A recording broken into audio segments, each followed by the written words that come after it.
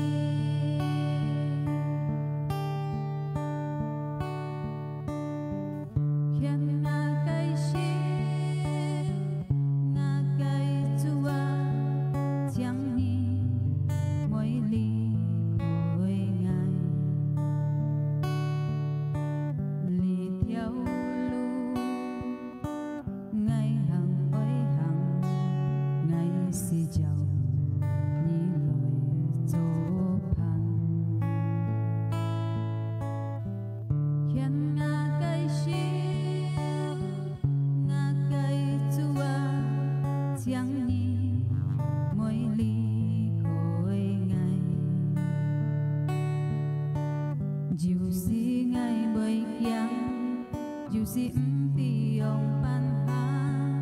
就是安像通不多领解释。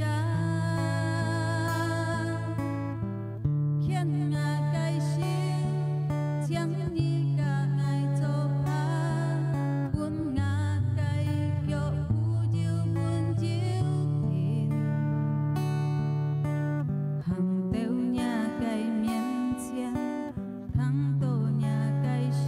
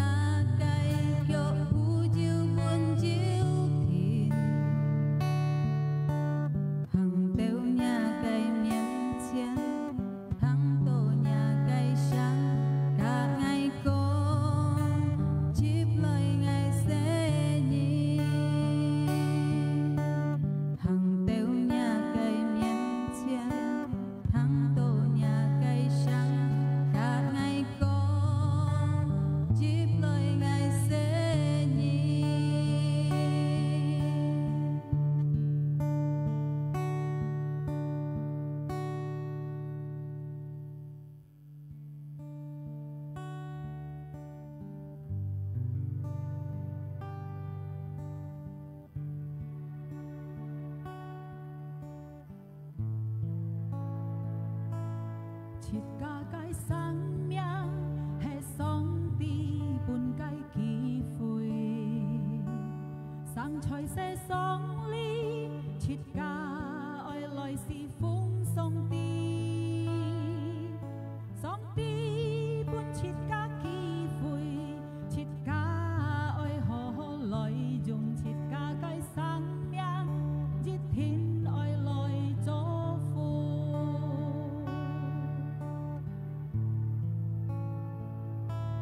切假解生命係上帝本該機會，生在世上裡，切假愛來是奉上帝，上帝本切假機會，切假愛何來用切假解生命，熱天愛來做。Something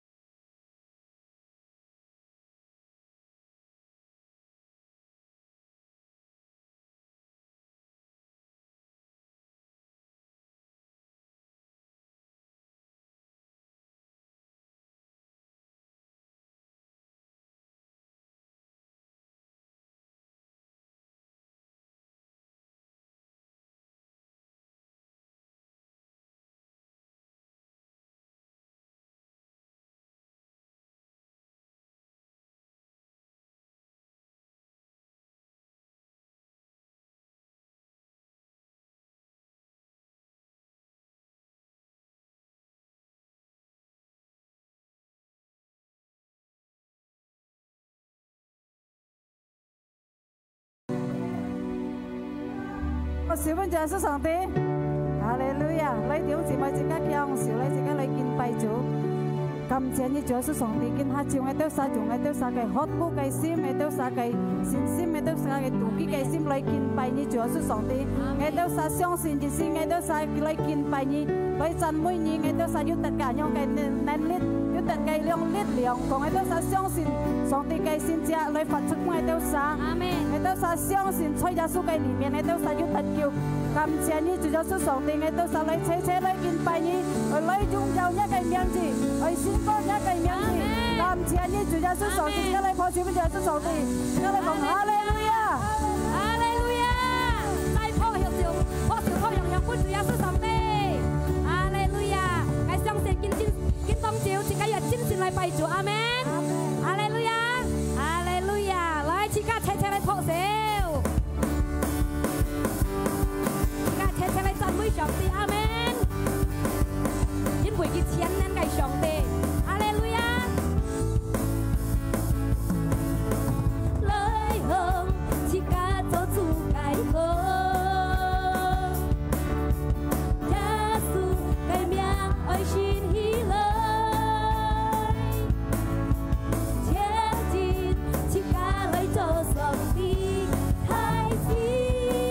自家來進行。奉上帝，來向自家做主解放，耶穌嘅名愛傳起來，前進自家來做上帝，開始自家來進行，來侍奉上帝，加小聽起來，上帝。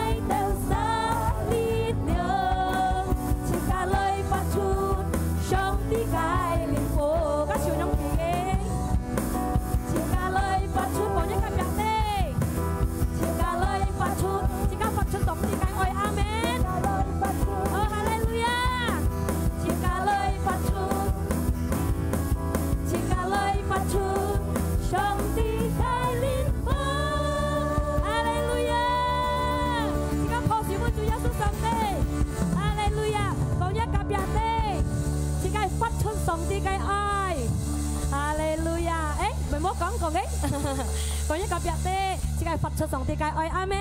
哈利路亞，只係讚美上帝，因為只係上帝係千年嘅上帝，永生嘅上帝，最偉大嘅上帝，阿門，哈利路亞，只係請你放手。耶穌啊，上帝，也能力安泰，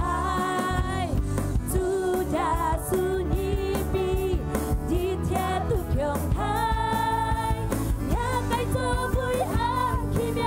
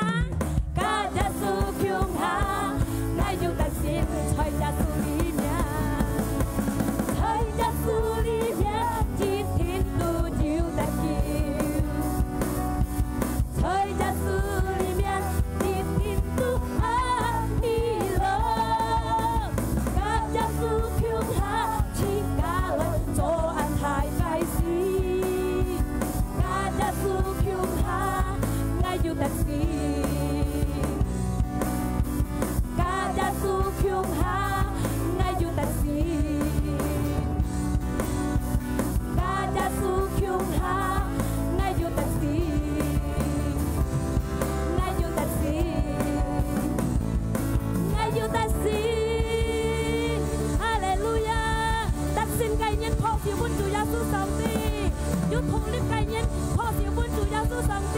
是家来讲哈利路亚，哈利路亚，感謝你主耶穌上帝，今輩到主耶穌，愛到撒主特善，哈利路亞，我將兄弟姊妹慢慢坐陣起，感謝你主耶穌，自家翻盡天，自家感恩嘅心。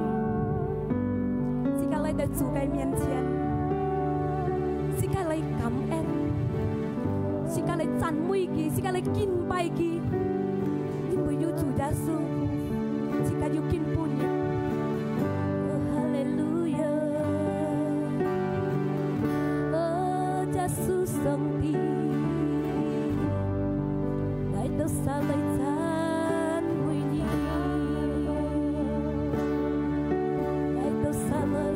愛你兄弟，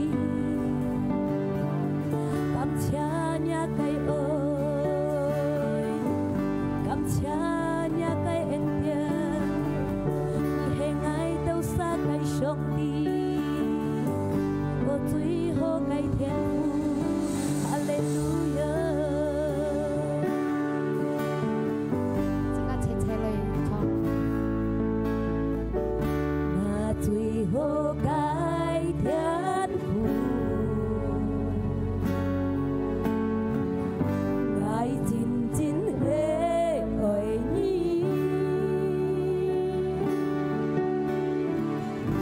你係我嘅最珍寶貴，在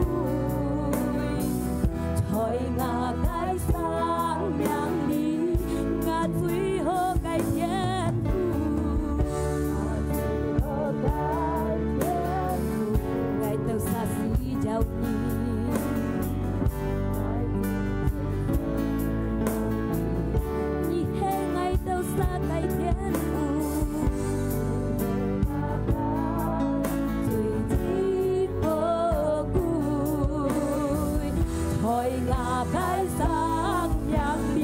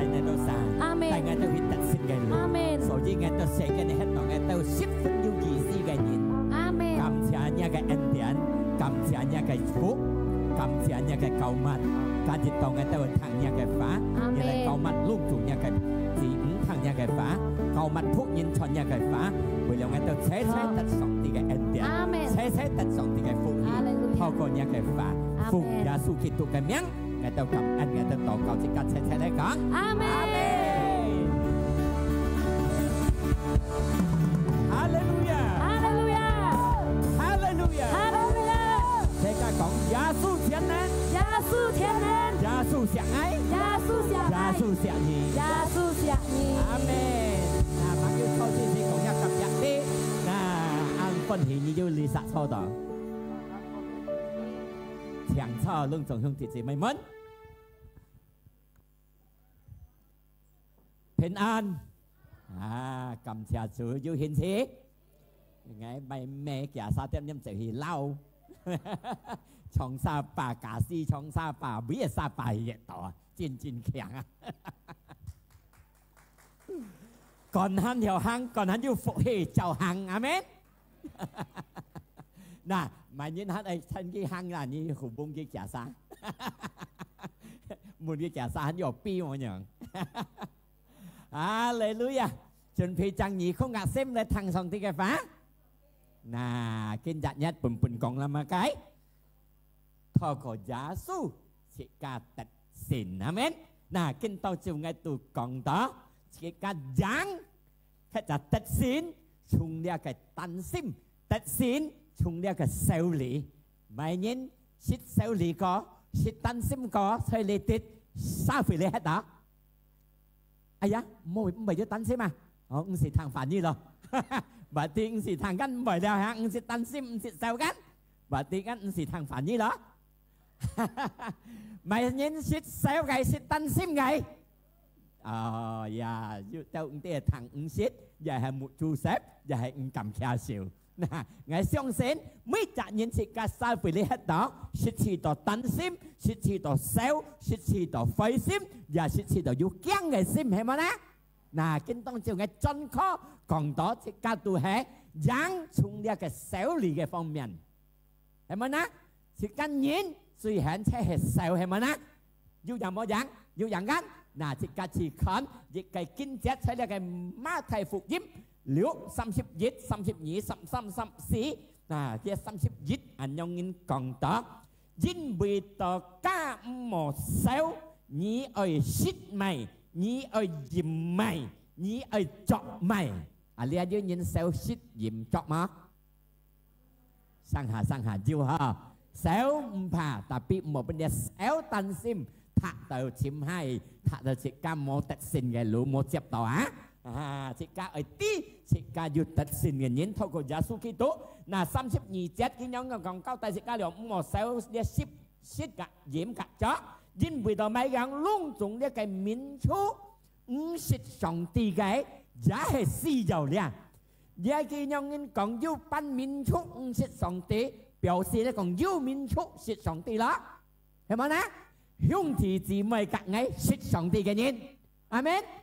記得我識上帝嘅人也是有識染咗，但係反而講我是少，肯講是加識上帝嘅人，何講我是少，講我識，講我染，講到咗，分明，阿們。嗱，但係我是少，一直係因為打天賦。在天堂當地，你是有隆重熱切了解，講一特別啲天賦地你是有，講特別啲天賦地你是有，去從沙巴了，沙巴頭了，唔是錢啊，係咁，天賦地你是有，係辦茶房，阿們。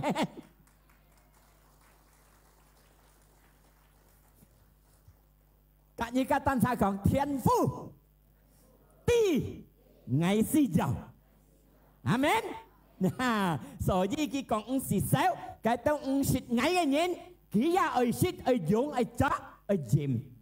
thì các xịt sòng ti cái nhìn透過耶穌基督來了世間是個相信耶穌基督決定啲相信我哋朝天朝地嘅上帝佢救拔是個唔好少一個shit一個鹽一個咗但係呢接係講佢講但係33節簽上帝嘅結及簽嘅嘅真理性然後隆重嘅增加本嘢那所以是個係先簽上帝嘅結及簽嘅嘅真理嘅真理就係嘅反義簽上帝表示講是個多多嚟親近上帝而嚟自己溝通而嚟自己親密都按照簽上帝嘅結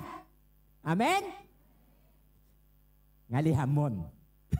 也向先創簽嘅首先，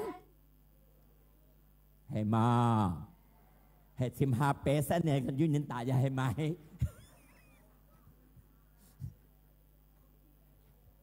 又係新簽個 B 簽破版，但係我相信啊，你哋隆重按照熱心，按照火熱嘅心，一向達得感謝你天父係咪啊？然後佢講接下去，隆重佢咪增加半嘢啦，所以冇記得簽上帝及簽嘅真理，即係要新嚟隆重上帝派第一。隆重嘅增加本設計，阿們。嗱，然後接嚟講，因為當你冇少少做嘅日子，經半日嘅日子，佢當下要經半日嘅痛苦，要經日嘅各樣嘅為難，所以嘅少做嘅冇少經日嘅夠了，少經日就夠啊，係少做少日人，少日一個面前嘅。何共是少？今日講是加少，今日就超好了。加今日講，因為當你唔冇樣，人人啦講唔冇，上帝講唔冇就唔冇了。阿們，唔冇加倍去少了，係係少做嘅，少下禮拜嘅，少下日嘅，少下日嘅。今日講唔冇話，講一夾一啲唔冇話。今日就足夠了，阿們，哈利路亞。嗱，因為到今日要佢嘅當下嘅苦衷，今日嘅當下嘅痛苦，今日要當下嘅歡喜，今日要今日嘅快樂喜樂，阿們。唔好煩到人多，煩到下人去，唔是就今日講唔是，阿們。嗱，但係計人家為滅到是加少呢？係咪都是咪加少呢？就係第一，就係講到乜嘅？是講啲前面嘅票田啊，加少咪加少啊，係嘛？前面200年，面前200年，加少咪加少啊？唔清楚啊，喺前面呢，加咪加少第一，係咪呢？啊，因為咧是講啲前面200年嚟講是加少，所以唔見只講是加冇少，200年冇少，是加行。就上帝嘅反意嚟行，阿們，上帝嚟獻大嚟行。第二係咪嘅咩加少呢？顯示係個身法嘅顯示咧，顯示出嚟啊！係個咩加少嚇啊？然後係咪嘅咩加少？第三係講係個堂裏嘅消息，係個群裏嘅消息，加為咩加少？為咩加驚？為咩加擔心？係冇呢？啊，睇先講顯示係咪嘅顯示？事實上啊，從今日要用人講，我記得到要計福音冊嘅約翰福音，耶穌講呢個拉撒路唔會死，但係佢嘅班講死，佢班人講死了，耶穌講唔會死，記得啦係要你説講樣嘅頭間，耶穌講唔識死，佢當然講死了，4日了，超風了，耶穌講你去看。但係耶穌講唔會死，但係要班人你當然看到會死，因為佢就看到佢根本死，佢只落現出死了，只咩講死了？但係耶穌講唔會死，因為耶穌看了屍體要復活，因為耶穌看前面要到人，其他大人看到屍體呢單，係咪呢？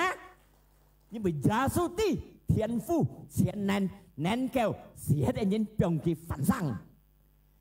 一個你都人嘅都係咪看現實嘅？死了冇變了，4日了超風了。但係耶穌咩大場看4日嘅攤，耶穌看要到人氣，你啊放安到拉撒路係嚟翻生。啊，你啊兄弟姊妹係看現實，又係看用信心嚟看，就上帝嘅話。阿們。現實佢講一個字冇變，半日喐塔度，半日照塔度，半日沙灰各樣嘅塔度，現實看到未掹塔度，本身塔度冇變，快係了一字但係耶穌講佢要前途，阿們，你係聽未計？越唱上帝，上帝有伢安那有前途，但係這個現實看到冇變哦，本嚟都慘到哦，本冇用哦，本喐慘到哦，失少最慘到哦，但係耶穌講伢安那有前途前面，阿們，你相信唔該？相信耶穌嘅咪，帶伢安那來到耶穌嘅面前，佢要見到耶穌嘅恩典，佢要改變，阿們。哈利路亞！嗱，這個hết thảy在上帝裡面，唔係hết thảy看得到現實嘅，這個看唔到嘅，所以用信心嚟看，阿們，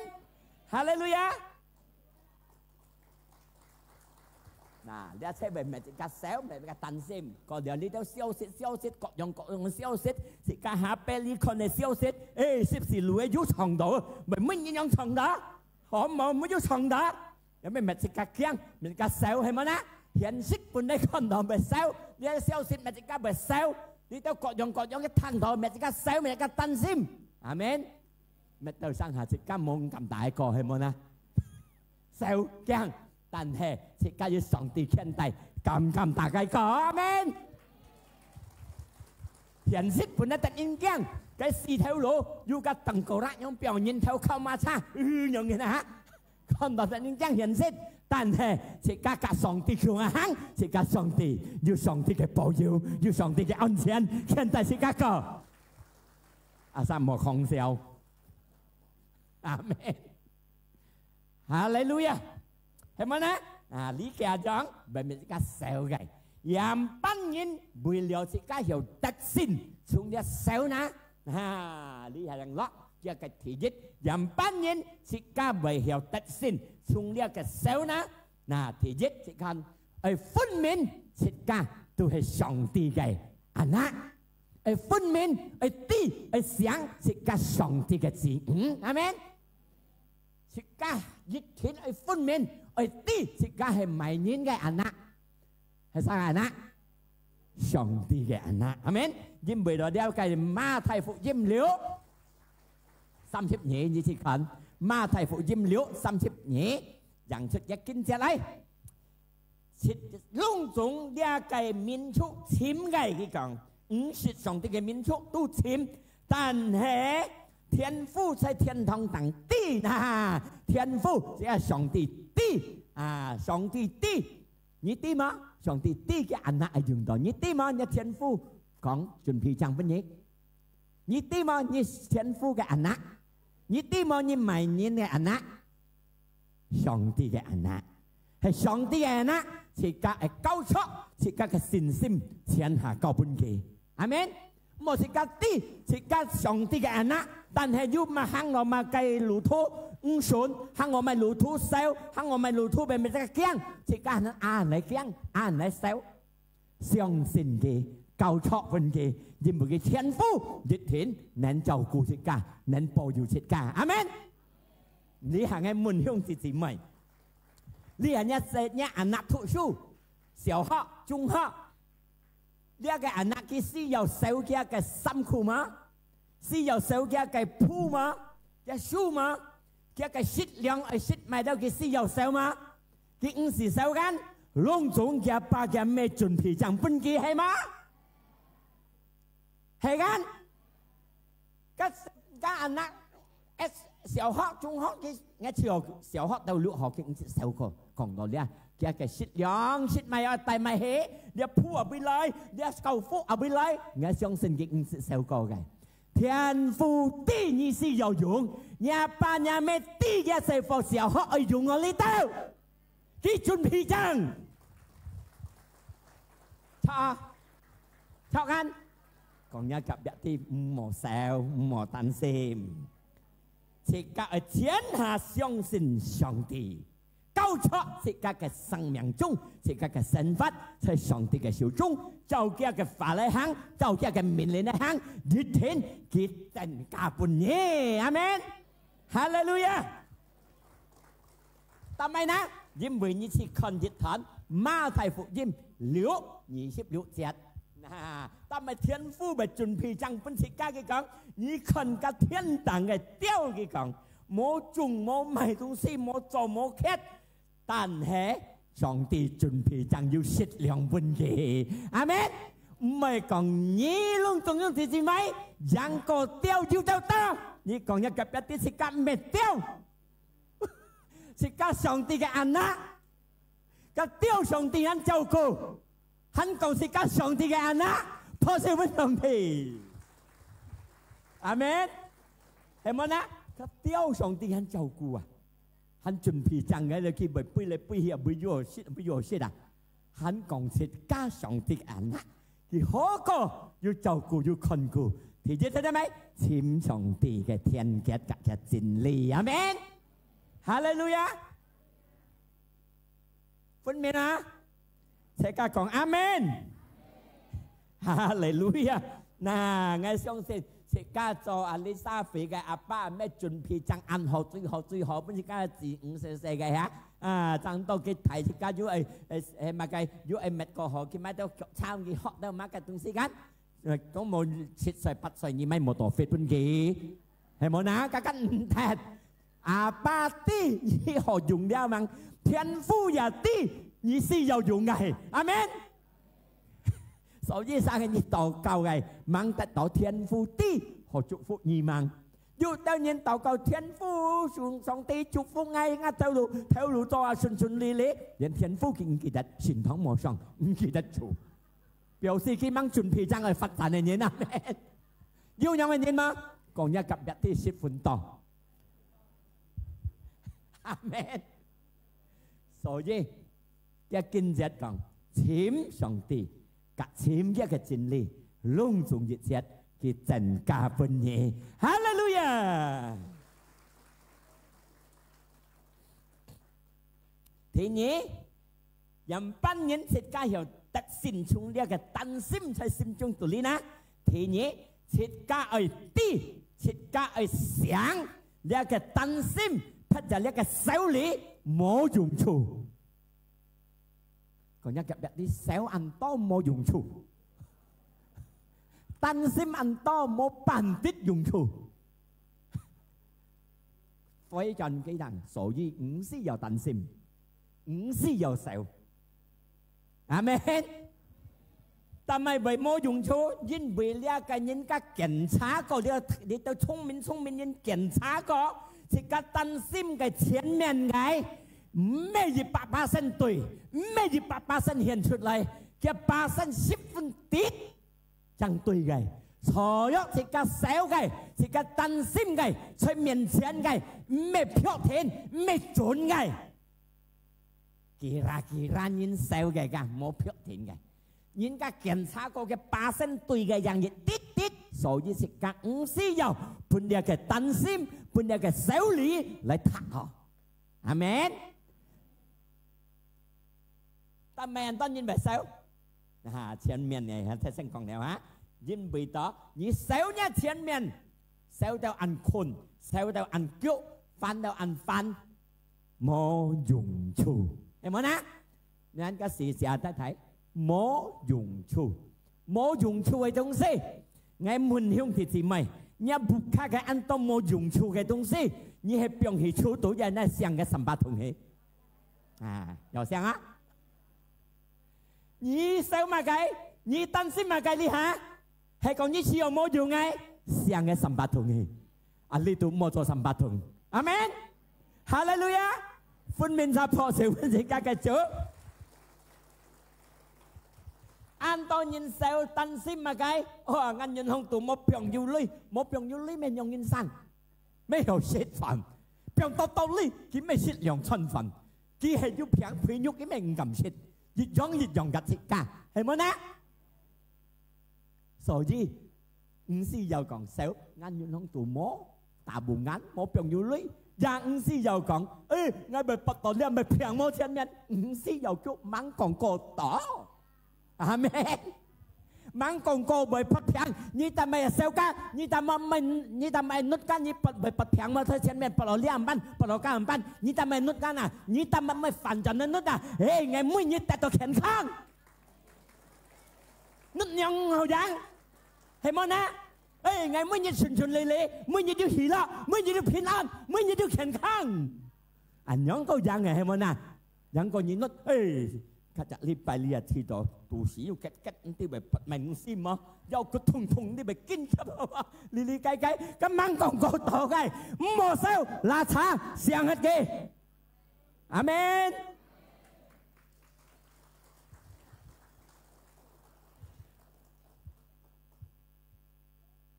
หันอยู่ยินเสียงมาไก่การยังเอเสียดอภิไมอ๋อcái nghe xía pin có hiểu cả ngày mai mà anh ngày mua cả nhìn mày hắn yêu à phi hiểu mày yêu su lan hiểu mày yêu à thắt hiểu mày hắn yêu mù xi hiểu mày hắn yêu à nát hắn yêu à cún hiểu mày còn những cái bé tiếp một sáu đó anh dặn amen nốt hòn nốt tapi mau sel dia pun kata, aduh, kacang ini dia mana lo, nanti hanya san lo. Haleluya. Pun min sa còn haleluya. Si be ma thầy liễu 27นี่สิกันเรียกไก่phụcยิ้มมุนสิกันให้ใหม่ยินใช้ยี่อันโตสานยองเงินhay còn như sales dịch dòng công ty hiểu chân ca nha cái miệng mó hiểu chân ca phụ hỉ bún nhí mó hiểu chân ca mà cái bún nhí mó nè luôn tụng như hay tan sim sales chén miệng hay mày công ty sales hiểu chân ca bún nhí phân hỉ mó hiểu chân ca như khai lọ mó hiểu chân ca bún nhí phụ hỉ mó luôn tụng hiểu amen chú là như nốt như còn ơi ngay chén miệng chén khang ngay chén miệng sùn lì như hỉ lọ ngay chỉ xuân như dụng ngay chỉ xuân tết phố cá bởi phật hen phật xuất lại amen hallelujah còn nhớ gặp tí ảnh nhận nhìn nó chẳng cha một sao khác một hay hallelujah nà所以細聲講một sao小做嘅痛苦少根本日嘅超強了今日要今日嘅痛苦今日要今日嘅各樣嘅避難amen cái tờ luôn chúng là cha sang hết kia một lít tụ biang còn nhớ gặp đi chỉ cả lít tụ mê là cha amen na thì 3 ngày cả cái lấy thì 3 ngày nè dùng chỉ lấy ở sáng chỉ cả ở xí dầu xí sáng上帝對自家安好上帝安錫自家自家叻人喏只有擔心少，上帝安好對愛，上帝安錫愛，阿們。但係我咪講上帝安好安錫自家，解半日2、3日COVID自家得到上帝要照顧，又見半日你操到，或者上帝安好要照顧自家，自家要命很健康見半日，幫拜嘅人人上帝幫持自家，見半日嘅日用幫持自家，少咗原人嘅日用多攞自家，阿們。但係社會睇到，上幫佢幫持又ngay à，電腦個 fit 單啊通就冇嚟好啊，根本日很強，很健康，上半日佢幫持又自家，根本日用佢幫持自家，前面佢用幫持自家，原人佢包容自家，所以冇半日手睇到，冇半日擔心睇到，阿們。但係呢，認唔自家嘅上帝。幫ไปถ้าผู้หญิงบ้องไปกินหายุนยันยิดยังแค่กันนั้นนึกยิดยังแค่กันไทยนั้นยิดยังแค่กันเอายิดยังแค่กันสินญาติยิดยัง上帝唔識改變嘅中心ยิดยัง講一個別啲要改變嘅都係家人阿們係家人唔中心之主越啲爭人應該我寫落唔係去善堂係你上帝乜嘢啊日啲咩都唔有退步，係你上帝乜嘢啊？唔忠心對上帝，兄弟姊妹冇達到咩？按上邦按彩條啊，啲對大量嘅，係你記得乜嘢啊？阿們，忠心聽上帝，上帝應該人班人乜嘅超差嘅。打巴得馬嘅，人班人失嘅，人班人處理嘅處罰嘅，幾日樣嘅嘅忠心，嘅愛，嘅冇處罰嘅鬥，半嘅錫嘅鬥，阿門，哈利路亞，愛思想上帝嘅好，上帝按下世界，佢做了乜世界，世界享受了上帝嘅恩典，阿們。詩篇記23第4節，寫建立行道，雖然上下切加詩篇記Mazmur 23第4節。詩篇記23第4節佢講，雖然上下行道有黑暗嘅地方，意思上下會跌難，上下會有痛苦，上下會有不適，上下會有各樣問題，即刻對付咗。但係我唔會驚嘅危險，佢講嘅太危嘅經驗。我唔知攏總係是咪上下跌難，上下受到苦，上下受到吞啊險，上下受到有各樣嘅危難，唔知你都會驚嘛？係太危嘅講，我唔會驚呢個危險，因為到上帝嘅同在，佢嘅結棍，佢嘅啲棍意思講上帝嘅大能，唔是病嘅啫，佢安慰嘅。我係講攏總係是咪生？阿三你簽一個真理，夾簽一個上帝嘅嘅，你要痛苦，要不適，要問題，上帝要照顧你，上帝要安慰你，上帝嘅你同在，帶你過樣突跌嘅痛苦，帶你得勝，阿們。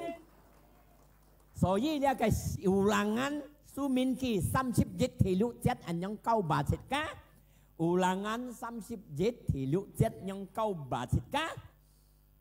平強一個心，平本一個心，唔好驚，唔好盡，人對要一切呢度乜計？一個痛苦啊，一個愁啊，一個擔心啊，一個不捨啊，上帝嘅法告帶切㗎，平強一個心，平本一個心，Ulangan 31。Ulangan 31 thì 6 節，平強一個心，平本一個心，唔好驚，唔好盡對於你的一切，因為一個上帝，隔你強啊行，隔你同在，並唔是平喺你，唔是冇財你，表示上帝24小時要大家強啊行，要大家同在，所以講一個別啲，唔好驚，唔好愁。阿們。嗱，即刻寫啲，所以係簽上帝嘅節。意思係個親密，嚟個嚟禱告，嚟讚美佢，佢個真理是個係簽，阿們，哈利路亞，因為到上帝按下世界，是個享受了嘅愛，Ratapan 3:22 กับ23 Ratapan 3:22 กับ23上帝嘅恩典，上帝嘅忠心唔是切，佢個憐憫唔是超hết。每周先都新嘅，嗱，所以今日要痛苦要不適，佢嘅恩典，佢嘅憐憫，每周先新嘅半夜，阿們。今不暗時要痛苦要不適，小學周先12點日向燈，要新嘅恩典，新嘅憐憫，祝福你。所以是今日向天堂去簽上帝嘅真理，簽一個真理，簽一個結果，嚟簽上帝，阿們。因為佢嘅恩典，佢嘅憐憫，每周先新嘅，準備將分享啲姊妹。阿們，佢嘅中心是分開，對攏眾人簽起嘅。阿們，哈利路亞。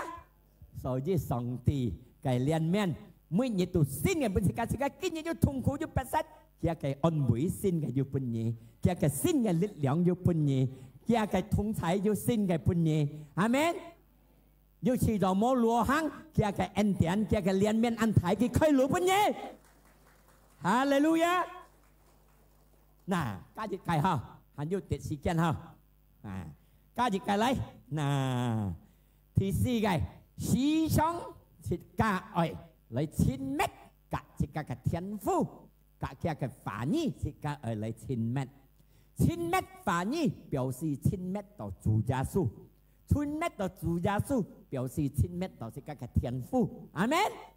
是個嚟親密隔離嘅上帝，親密嚟隔離嘅天父，親密乜嘅呢？嚟是個每周先劈站每小時嚟敬拜佢，每周先行讚美佢，簽上帝嘅天結，簽嘅真理，加出係簽咩禱告，拜嘅讚美佢，唔好講簽上一個啊，但有人嘅個新嘅連面，咪得唔到啊？阿們。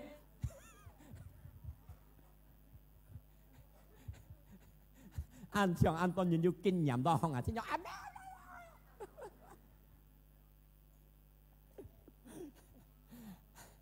阿們，嗱，這個思想嚟親密กับ上帝，親密กับ佢嘅反應，但係呢，上帝嘅反應就係佢嘅真理，阿們。上帝嘅反應就係佢嘅真理，聽真真，上帝嘅反應就係佢嘅真理，阿們。哈利路亞，馬太福音6:33頭先講了，嚟簽上帝嘅天結，กับ簽佢嘅真理，隆重嘅真假本嘢。詩篇記25題14節，馬斯摩25題14節。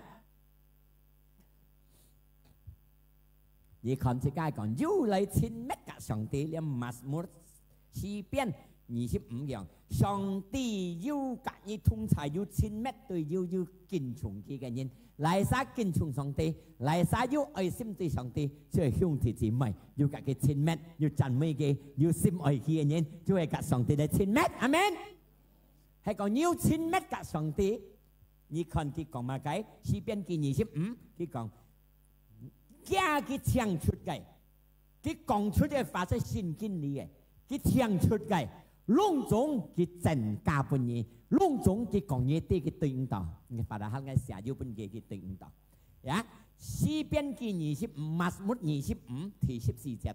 啊，佢對應到，上帝親密กับ隆重人要敬重佢嘅，要讚美佢嘅，佢唱出嘅佢講佢都實啲。嚟晒要กับ上帝親密，嚟晒要讚美主，上帝按到秘密講你啲，你唔啲乜行，佢自路本嘢，你痛苦，佢講你啲本嘢困快嘅路，你白實佢自路本嘢，阿們，哈利路亞。嗱，真用人，呢個係上帝講，每年要กับ佢親密，要尊重佢，佢唱出嘅，請下佢咪講自己，哈利路亞，佢乜都話俾佢。Mas mut 25-14節係你沙嚟，我沙啦。Mas mut 25-14節啊，我錯嚇，啊我啲我唔係沙啦。Jadi kita sakon do bingung kan? Yohan Phục音8thì 32. Yohan Phục音 8 Yohanes 8 31.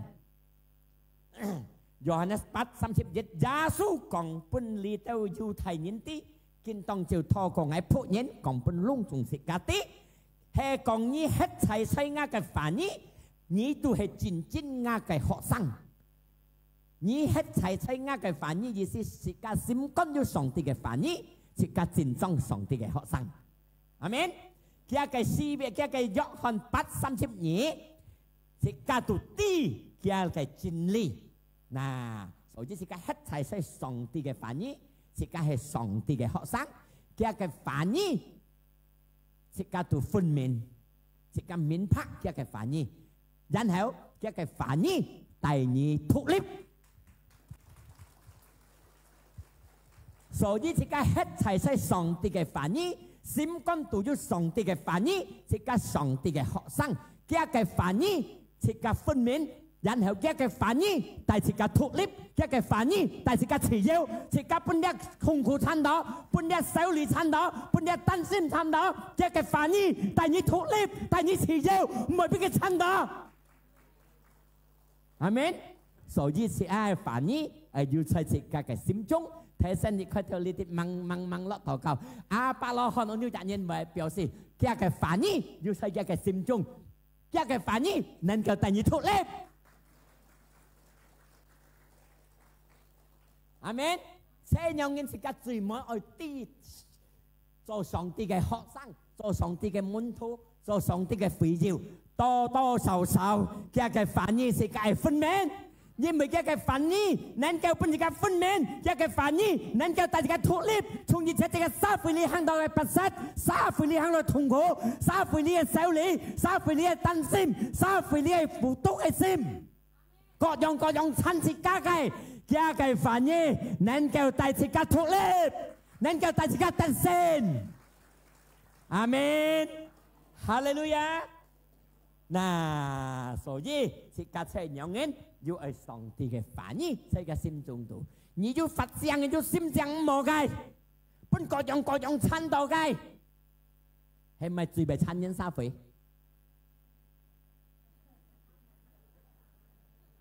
分明緊，呢最被參人，最被爭上帝嘅背。你要上帝嘅反應呢度，你分明嘅真理。一個真理能夠帶你脫離從呢產到你嘅，阿們。多數人xã會呢喺度，上帝嘅眼啊，本呢產到，上帝嘅鐵人，所以呢，錢啊，係咪啊？我前門亦都咁哦，手做咗嘅坑頭，佢就見當住咗嘅坑頭全攝條嘅。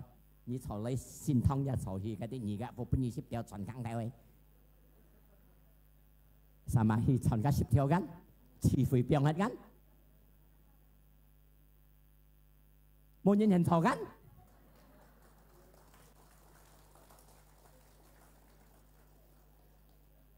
對唔對？對緊，上帝嘅反應要在你心中度，上帝嘅真理。要在你心中度，你上帝嘅徒弟、上帝嘅學生、上帝嘅會友，呢個反應，呢個真理，你分明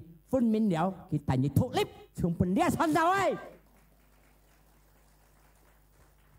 阿門。自私嘅心，要上帝嘅反應，能夠帶你脫離從自私；不惡嘅心，你要上帝嘅反應，呢個反應能夠帶你脫離。唔要人兩人呢？冇耐心要耐嘅心嘅，你心中要上帝嘅反應，佢能夠帶你脫離變成人兩人，就要人民要有同情人，又要慈良嘅心，有熱愛嘅心。阿們，講一特別啲，所以要上帝嘅真理呢度，所以睇新亦開頭講，簽上帝嘅結，及簽嘅真理，隆重一切嘅真假判嘢。阿們。我希望跟當照聽我呢一套，為自私嘅心親到你，本呢一親到嘅，發聲嘅心親到你，唔有人兩人嘅心親到你嘅，上帝嘅反應要喺你心中能夠給你脱脱。我啲即家你操作，按睇人子60人、70人、80人，間樣加干，別說間樣個恐怖，對要心 Q， 下會發生唔冇。心 Q 對間樣也唔要發生唔好，見當朝要反應在你心中度，要真理在你心中度，你間樣也好，你心 Q 也好，佢能夠帶你出嚟。但係阿朗冇講到，阿朗個冇事情，間樣人班到人班未好了，咩人班咯？係啊，有事情佢都唔可以多講，你吞落去阿羅師傅家。好了，你處理了，係緊，唔係講吞落去了，冇事情了，係講心 Q 嘅間樣，係講聖經講是鐵地鐵滅嘅相離啊，係講心 Q 嘅間樣，鐵地鐵硬硬是爆出火聲。係咪啊？間樣未數，心 Q 未數，啲人用嘅就一上咪自己黑嚟自做啊，嚟自殺頭那邊，你用殺處理咪處理，幫佢了解到晒啦，係咪啊？要上帝嘅反應，要真理呢度，你上帝嘅門徒，上帝嘅學生，你啲上帝嘅真理，這個真理帶你脫離從熱切一頭你哎，哈利路亞，這個強哎，哈利路亞。見當朝聽咗一套嘅，要心 Q 間樣唔好嘅，心 Q 間樣唔好嘅，大家相信頭camp，大家相信忍量，好陣氣，大家要盡力，但要努力。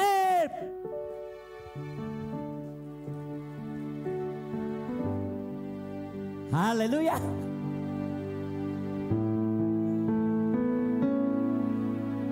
假數我繼續愛相信你。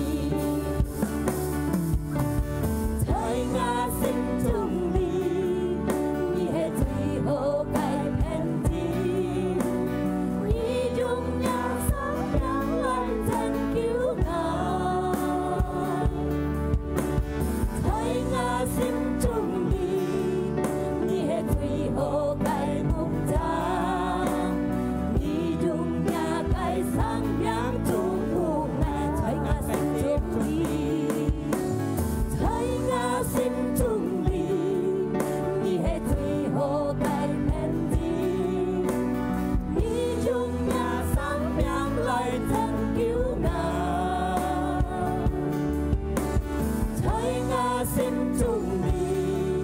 你的最好该目标，你用呀该生命祝福我，在我心中你，在我心中你，你的最好该偏执，你用呀生命来拯救我，在我心中你，在我心中你，你的最好该目标，你用呀该生命祝福我，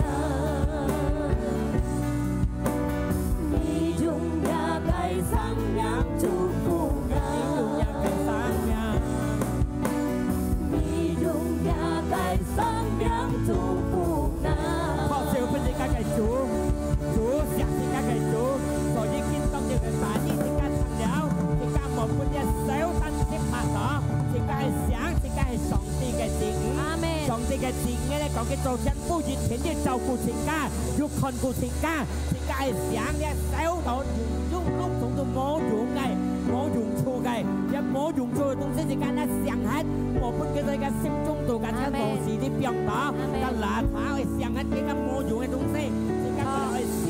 去啲上帝安好嘅時間，幫俾計半日，時常要幫持就情家，前面用人熱情嘅熱讓刀浪情家幫持情家。 阿妹， 時常要夾上帝嚟前面，夾天父嚟前面，夾多夾見前面，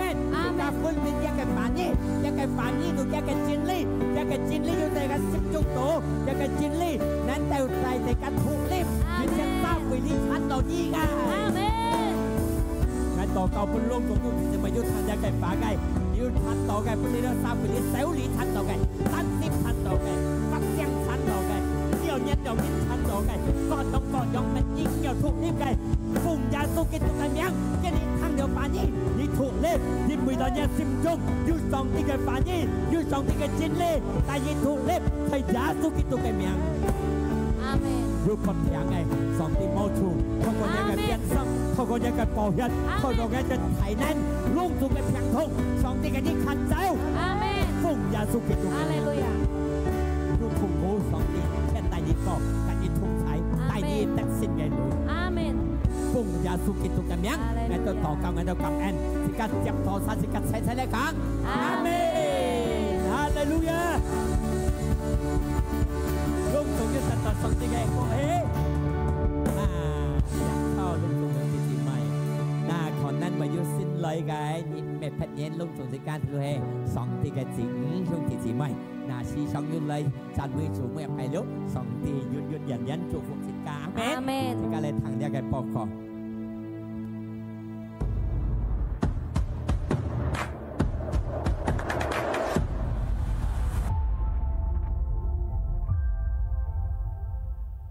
Kinh hạt sĩ can chỉ cái lối bún phung hiền Thiếu chỉ mồi phung hiền nhịp lối xin phung tù hì Săn phùi chi si Thiếu chỉ mồi phung hiền nhịp tròn xong tù hì Choi bồi mùi cái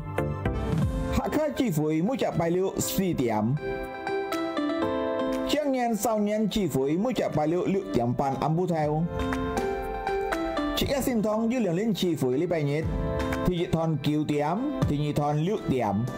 Xong tùy chú phụ thầy chê ca ฮาเลลูยาพอเสียวเป็นการจูช่วยให้เก็บช่วยแล้วที่การไก่ที่หวยตัดไก่สองที่ไก่ฝันนี่ยืนยันยืนใช้ที่การสินจงอาเมนไทยสันที่การลอกที่การยืนตัดต่อสินพงที่การเลยจุดกี่จังเดียวที่การเคียงไว้ที่การใช้เลยต่อกับ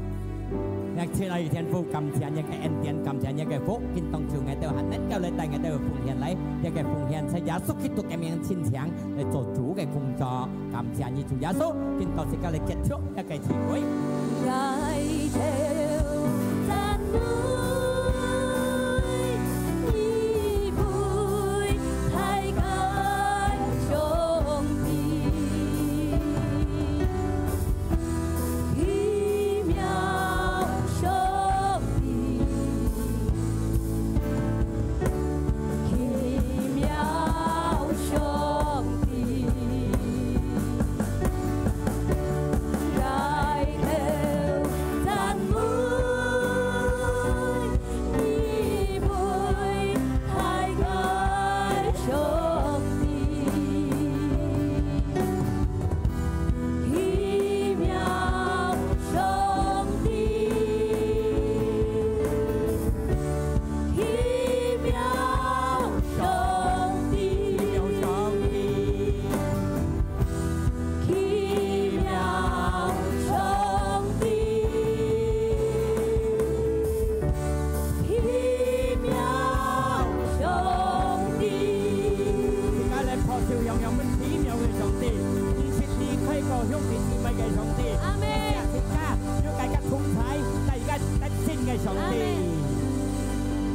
天父感謝你，要同齊要見大家嘅智慧，從頭辦到安定妹，隆重嘅到幸福，下日當嘅到兄弟姊妹嘅轉，我相信神靈要祝福嘅到路途轉到無卡順順利利。那兄弟姊妹們，自家騎行送上嚟，